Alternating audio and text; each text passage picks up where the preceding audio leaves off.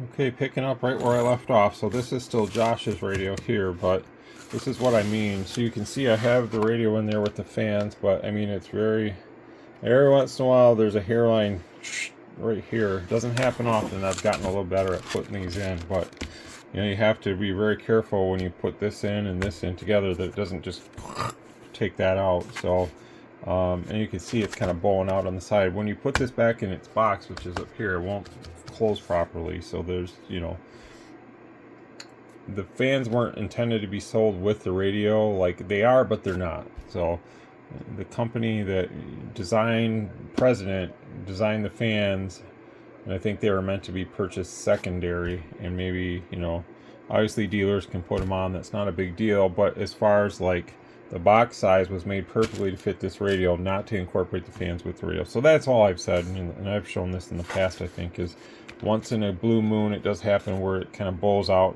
and you know, so that's all. The next order is here, so I'll get to that in a minute. Again, when you shut the box, you can't have that flap in there. It just doesn't fit. So that's, again, some of the things with the fans on the radio when you ship them. And then that's kind of how it goes there. You can't fully shut the box. So these are things that, you know, when you get the radio, you unbox it out of the shipping box that we use here. You see this. This is why I show this. This is, unfortunately, you know, the fans are that much bigger, which means that there's going to be some excess that you just can't physically shut the box. So we'll move this one off to the side, and hopefully my wife will fix that up in a minute. This is going to be for Jeremy. I think he's in Colorado. So you can see obviously the sequential numbers if you look.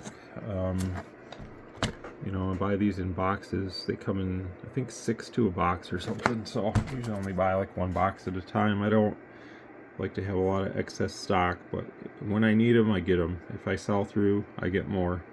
That kind of thing. I don't mind having a little bit of everything. Few here, few there. Okay, Jeremy, so I'm just working with your radio now. Washington. So I set these, it's going to be about 16, and then this is AM. It's about 16, and then it's going to be 8, 4, and 1. So this is the transmit frequency. Service mode is default 28 megahertz. So this is the difference between this radio and a lot of the other ones. Is this is a dedicated 10-meter radio, so you actually, you know, set it up in the 10-meter band. That's how it's done. So although it's 28 megahertz, it's, you know, it's 10 meters. So a lot of the other ones, they default to 27205, so kind of is what it is at that point, but still performs well through all the bands on this radio. So I'm going to set you about 4. Sometimes I like to go a little bit lower, because when you do that, the modulation actually can be just a tad bit stronger than going over the number that I want to see. So that's good there. So now we'll do the modulation, and I'll just kind of skip over that. I mean, I've shown it all before, but each one of these has a modulation adjustment. So you have your low, your mid, your high, and your top. So what that means is when the radio is in full power with the limitation off, this is the top. And you have to have your RF power control all the way up. Mid, the high I believe is the A0 with the variable power control, the RF power all the way up. The mid is just kind of what it is. It's middle of the road. So the low, I believe the mid is actually probably, like if the A4 is on, it's probably with the RF power all the way up. And that's the power limitation option in the radio. And then the low, I believe, is going to be with the RF power all the way down on any setting, whether the A4, A0, or power limitation is off, or you just put the RF power all the way down to 1. So it's kind of confusing, but it makes sense to me. And I set them all up for about 96, 97% on the spectrum analyzer with the modulation tester, and also make sure it looks really good on the oscilloscope. So You know, this isn't going to be one of those radios that's going to like blow you out of the water with like that real aggressive kind of distortion product that some of these other radios give you on AM. So these give you a nice clean signal, and that distortion product sometimes is what drives the power meter up. And it doesn't mean that the radio's dirty. It just means that it's more aggressive AM, and you have 10 kilohertz, 10 kilohertz to work with on the CV band if that's, you know, where you were gonna like consider it or something like that. So you can occupy more of that 10 kilohertz, but that's that kind of that distortion that kind of like allows you to occupy a little bit more. This radio doesn't do that. It's really clean, and it stays within like a set boundary. So okay, just an example really quick. This is the low power modulation adjustment. So this is the carrier. That's with modulation. So it's well over 100%. As you can see there. So it's not that we don't have good modulation. It's just it's more right where it should be kind of thing. And some guys maybe don't understand that because they don't have the ability to, you know, look at a spectrum analyzer and probably fully understand what they actually see when they look at one. And some guys, you know, they can try to, well, my tech says this or he says that. Well, I mean, I'm not a tech, so I never consider myself to be one. I just enjoy setting up radios. So, you know, we got a good level of modulation here regardless, and over here it says about 96-97%, so you know that's a good sign that things are working right. And we'll just move on. I'll do a couple more just to show what I mean. So this one's at like 87%, so I don't even have to look at the scope, and I know just by looking at it like that's going to be a good level there. So let's center the carrier because it's way off. This is going away. I'm using this for my AC mod setup, and I have a Bird RF sampler for the oscilloscope. Now, I used to have one a long time ago, and I sold it, and I kind of regretted it, and now I got another one. It plugs directly in. It can use this meter.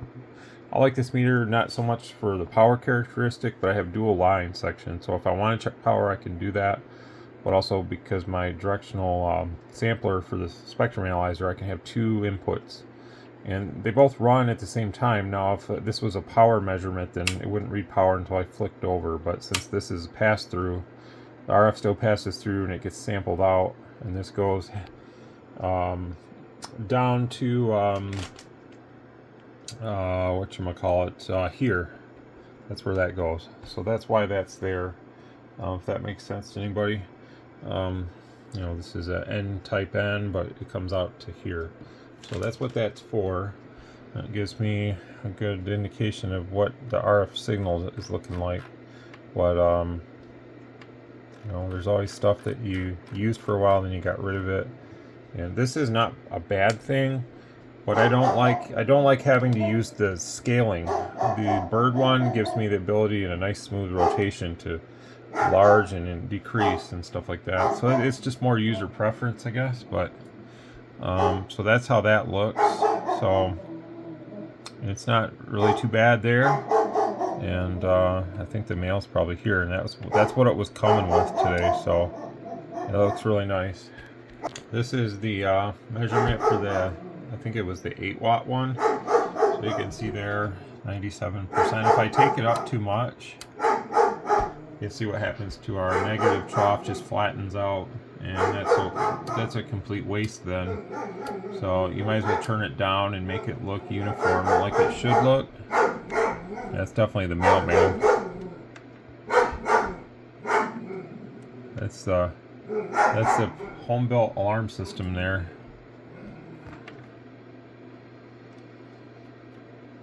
There was a short time where I worked for UPS when I was much younger, delivering packages, and I always carried like dog biscuits in my pocket, and my coat, and my jacket. That's how that looks. Because you never know when somebody might come to the door, they see that brown truck coming, and they just, you know, instead of you sticking it on their porch, they just greet you at the door, which was fine. Sometimes they had to sign for stuff anyways, but not always. But you never know when that dog's going to come rushing out at you. And usually you can hear the dog as you're walking up the driveway or whatever, you hear the dog as you come up. They know you're there long before the people that live in the house do. And there's the high power, so it's a little low. I'll bring that up some. So what I would do is carry the biscuits, dog biscuits or something with me, and therefore I would, a lot of times the dogs weren't vicious or anything. They just, they do what they do, just like mine. And I would give them the bone, and if they come rushing out at me, I wouldn't ask. I would just kind of offer it, and a lot of times they would take it. At that point, it's either they bite me or I greet them with a treat. And most dogs, when they see somebody, and I'm not afraid of dogs, so that kind of, they can sense fear in people too and makes them uneasy. But anyways, I like dogs, so that's, what it is, but never had any problems. And I had newspaper routes and stuff when I was a kid, so I had a lot of experience with dogs running out at me and stuff over the years. So I actually got bit once when I was a kid on the newspaper route. That's a long story I'm not going to get into, but I was okay. And that was way back in the 1990s or something is when that was. So this is sideband. Says the president, their weird way of doing it. But what I do is back it down because this is too much average power.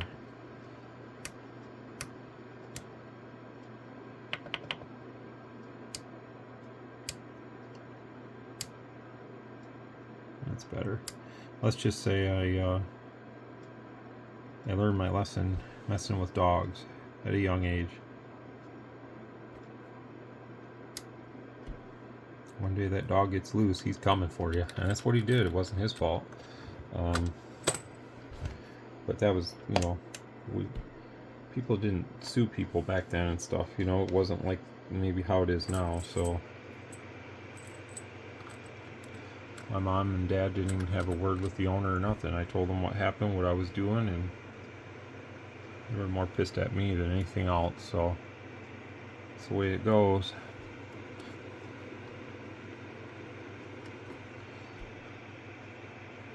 So we're going to look at the sideband now. I believe it should be about 20, 21 when I test it.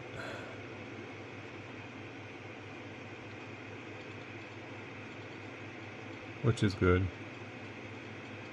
They come in, I think these come in about 16 to 18, I think.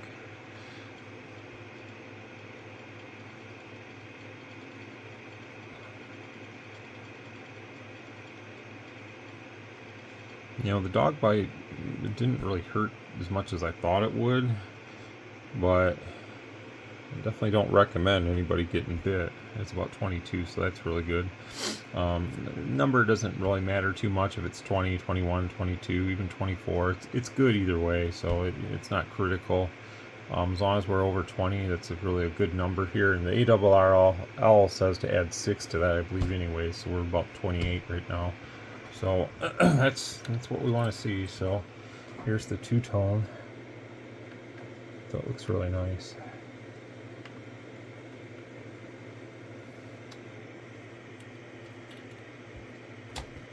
And I still had my newspaper route and never worried about that dog again because it did what it did to me, and I think it knew at that point I left it alone. That was its way of saying, you messed with me enough. And it wasn't like I was physically harming the dog, I was just teasing it. He was behind a fence, and I would walk through the yard and throw the newspaper, and I'd always kind of jump and do stupid stuff at the dog and tease it. And one day that fence was open, and that's what you end up getting. Don't poke the bear, because one day the bear will come at you. Let's get this mic on here and we'll just test the power now. Okay, sorry about my dog story, but it is what it is sometimes. So here we are, sideband on this, and this is the PEP power. So as you can see, fans are on. I don't know if you can hear them or not, but they're running in the background. and it's the radio saying it's about 109 degrees inside. This is upper sideband, and I'm using my KPO mic here, so I'm just talking into that. So it's giving a good charge into the radio for audio, and the spectrum analyzer looks really nice here on sideband. So anywhere from 50 to 80 is what you're going to see out of these radios with voice. If you lower your RF power down or use the power limitation, you'll see less. FM on these, I forgot to show it on the last one too. It's about 50 all the way up and 1 all the way down. The deviation is about 4.1 or so. So it's going to be nice and punchy and loud. Again, when these radios heat up, the carrier just slowly creep up. I did set it to 16 watts though, so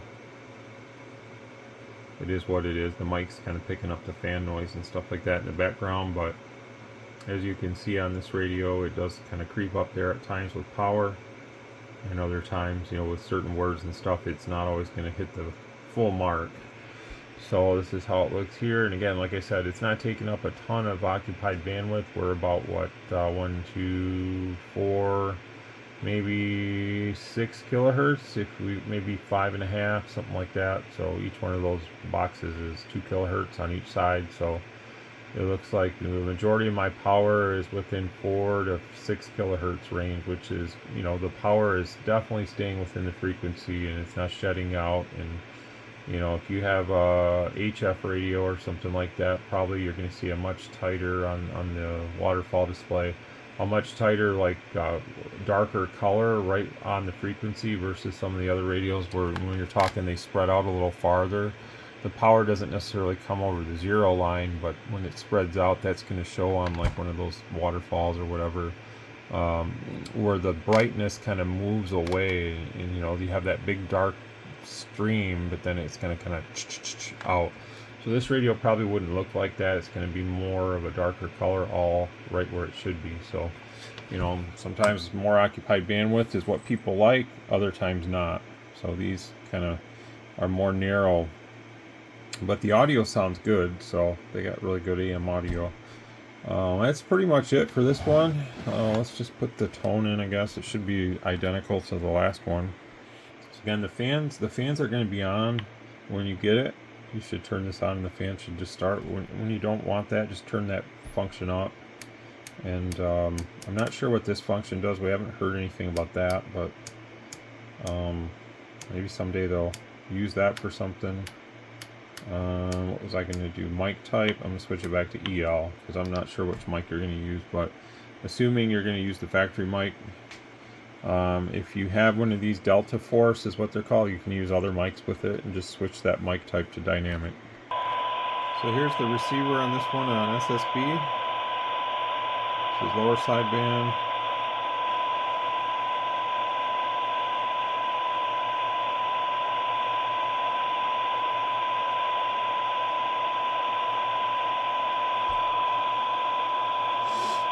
I think we may have accidentally shut our clarifier off. There is an option to switch it off, so we'll have to check that really quick. Let's go to the manual. Yeah, so the clarifier is here. This is where it talks about what these colors are on the display. So if you want it to be an RX only, you need to have a little green there, right here. So if you want it to be in TX only, now it's only in TX, so you notice it doesn't change the pitch. And if you want it to be RX and TX together, then it's orange. So it will shift, kind of like, you can see that on the display too. It will shift up about 1 kilohertz, up or down.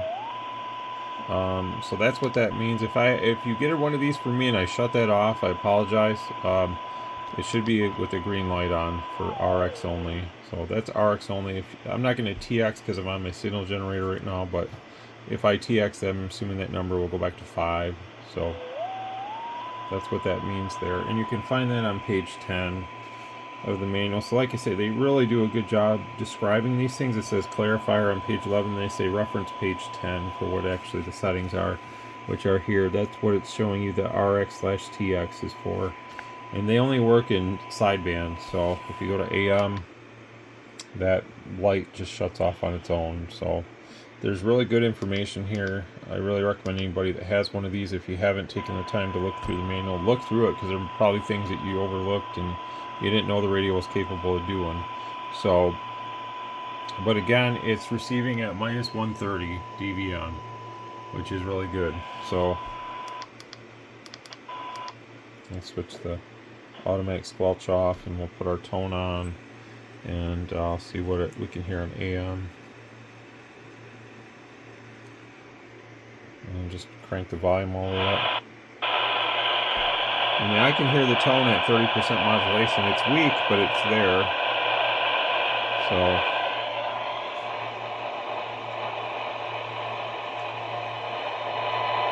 you hear it more at 100%, obviously. So, but it's definitely working good. Alrighty. Well, we're going to get these boxed up. This is Jeremy's, and Josh, yours is getting boxed, and we'll get them both sent off to you today, and I'll contact President and let them know. I think both of you guys wanted the Digi mic. Most people want the Digi mic, so I'll get those heading off your way from President probably the next couple days. So appreciate both of you guys' orders. I do fill out the little cards. I usually don't fill this one out. If you get stuff from me, I give you these my QSL cards that my friend in Germany made me. I usually just say thank you in 73 on the one that's personalized for me. There's actually a new one I think he's making for me. I think it's pretty cool. I like this one too. Yeah, I mean, it's just a little something, you know.